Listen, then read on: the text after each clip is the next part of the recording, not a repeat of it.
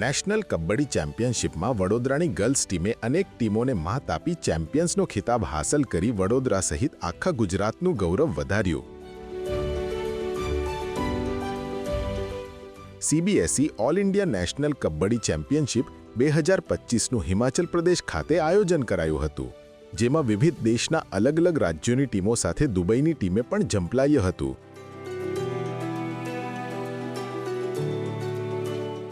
આ ચેમ્પિયનશિપમાં પ્રથમવાર વડોદરાની દીકરીઓએ અંડર-19 વિમેન્સ કેટેગરીમાં સીબીએસઈ નેશનલ ગોલ્ડ મેડલ મેળવી વડોદરા અને ગુજરાતનું ગૌરવ વધાર્યું હતું.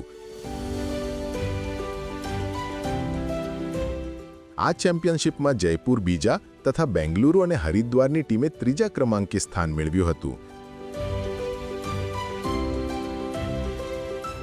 રાજસ્થાન, મહારાષ્ટ્ર, કર્ણાટક, તેલંગાણા, હરિયાણા, દુબઈ સહિતની ટીમોને માત આપી ઇતિહાસમાં પ્રથમ વખત ટીમ ચેમ્પિયન બની હતી.